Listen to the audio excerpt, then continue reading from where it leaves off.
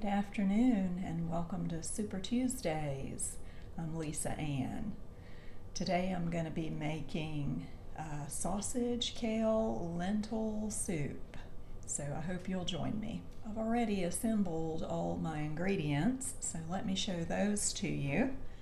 I have about a pound of Kielbasa sausage, sliced thin and cut into bite-sized pieces. I have a couple of cloves of garlic, peeled and ready to press. 1 can of petite-diced tomatoes, of course, fish sauce, and as you know, I put parsley in everything. But I also have bay from my garden, and pepper, of course, salt, and the turmeric that I grew and dehydrated from my garden.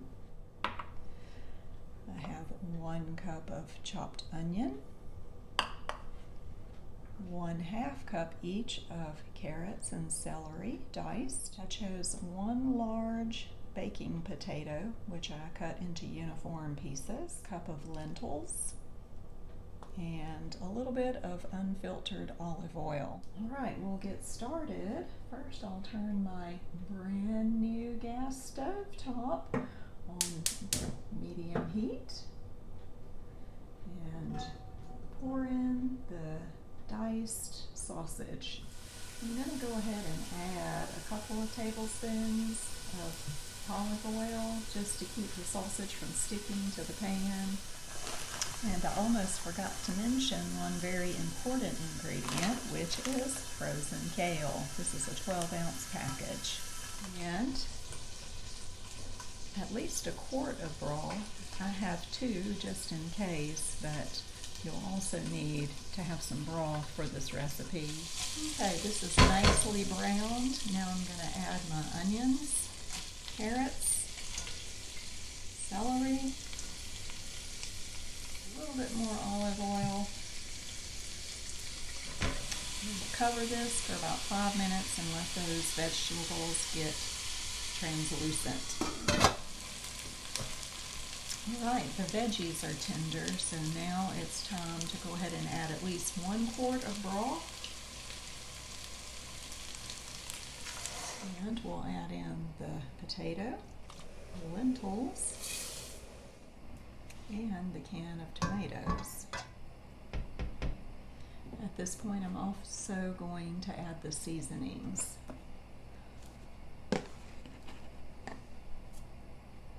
About a tablespoon of parsley and a tablespoon of fish sauce, 2 bay leaves.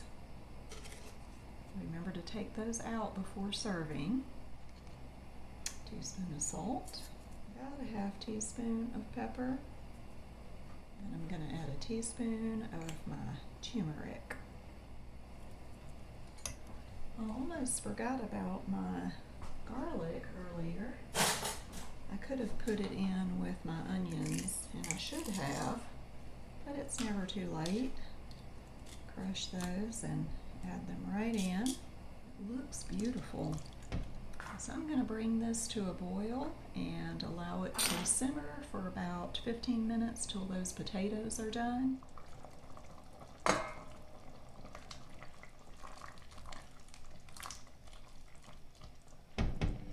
Let me test these potatoes.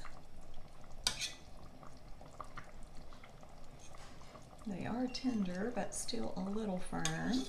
But this would be a good time for the last step, and that is to add the frozen kale. It'll only take just a couple of minutes for that kale to cook. And you can see that the soup is very thick and hearty. And if you like that, then I would say don't add any more broth. I think I want mine to be a little bit soupier, but not too soupy, so I'm going to add about a cup extra of broth.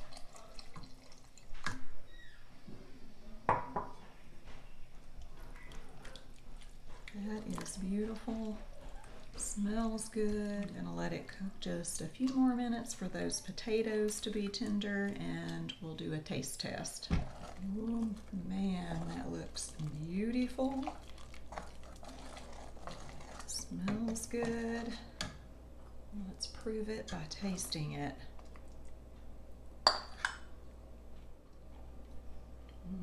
Mm.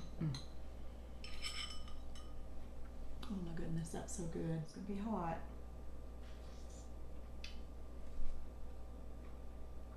It's good. Wow, that's yummy. And can you imagine how good for you it is with the lentils and kale and turmeric? So speaking of good for you, I remembered this book that I have had for a few years. It's called Elementary Home Economics, and it was written in 1926, I believe. Yep, copyright 1926. This is for 8th grade girls. There's a chapter devoted to food for the sick, and I will read a little bit of it. When serious illness occurs in the family, the patient is often taken to a hospital for treatment because their conditions are such that the best of equipment is available with trained workers to look after the welfare of the patient. And that is very true and true today. There are, however, many cases of illness not serious enough to make it necessary to send the patient to the hospital, yet in which the patient must stay in bed and have good care. In such cases, someone in the home must do the nursing and should have some knowledge of such work. It gives a list of dietaries for invalids, and they're classified according to sicknesses. So I won't read all those. There is a liquid diet, of course, where cream soups are mentioned and soft foods, and it goes on through those. I found this interesting.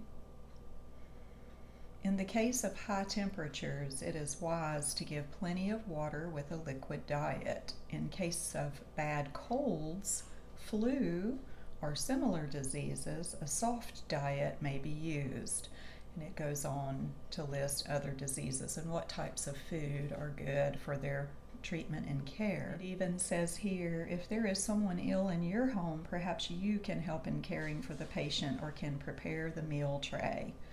That's to 8th grade young ladies in the 1920s. I just find it interesting how much times have changed. I don't know if economics is even taught in school anymore. But now I want to take a look at what the Bible has to say about the sick. When I typed in the word sick in my King James Bible Concordance, it told me that that word was found 119 times. That's a good study to do because you can look through and see the condition of the sick, what it referred to, and what the results of the sickness was. Sometimes it was death, and sometimes it was resurrection from the dead, and it isn't always the same throughout Scripture, and that's because the Bible is a dispensational book. But let's look at this very popular verse in the book of James. James chapter 5, and starting in verse 13. Is any among you afflicted? Let him pray. Is any merry? Let him sing psalms. Is any sick among you? Let him call for the elders of the church, and let them pray over him, anointing him with oil in the name of the Lord. And the prayer of faith shall save the sick, and the Lord shall raise him up. And it goes on to say, if he have committed sins, they shall be forgiven him. So we know this is not talking to us today in this dispensation for two reasons. Number one is that once you've trusted in the gospel of the grace of God, how that Christ died for our sins, he was buried, he rose again the third day, then you are forgiven. All your sins are forgiven. We know that because of Paul's letters, and that's what they say. The other reason that we know that this is not for us is because we can go to the beginning of the letter and read who James is writing to. James 1:1, James, a servant of God and of the Lord Jesus Christ, to the 12 tribes which are scattered abroad, greeting. So in the body of Christ, which is a new creature that was a mystery, kept secret, but revealed to Paul, we know that there is no Jew and no Gentile. So in that case, there is no 12 tribes in the body of Christ today.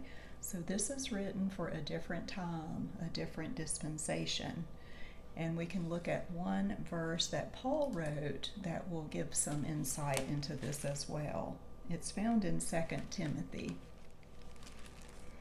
2 Timothy is the last book of the Bible that was written. It was written after the book of Revelation. 2 Timothy chapter 4 and verse 20. Erastus, this is a man that was a fellow helper to Paul. It says, Erastus abode at Corinth, but Trophimus, another fellow worker, have I left at Miletum sick.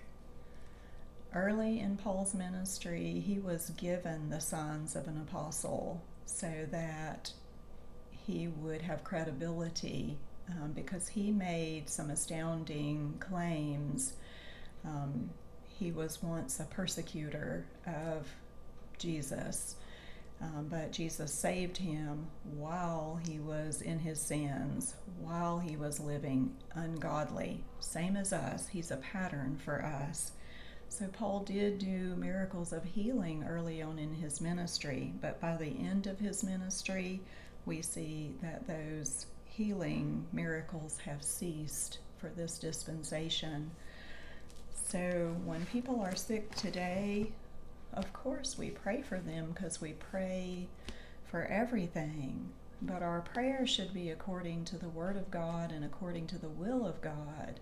So we pray, of course, for their body to be strengthened, but Paul says that God's grace is sufficient. And so we want to pray that the sick person will be saved and know who they are in Christ, understand the riches that they possess in Christ, and that they would be comforted, because sometimes sick people don't get better and they die. We will all die, barring the rapture. And so as a wife and a mother, one of the things that I can do to help a sick person is make soup, carry it to them. For my children, I can nurse them. I don't have to be a professional nurse to do that. The love of God constrains me. So anyway, that's just something to think about today. I hope you'll try the soup recipe. It is very delicious. Thank you for watching.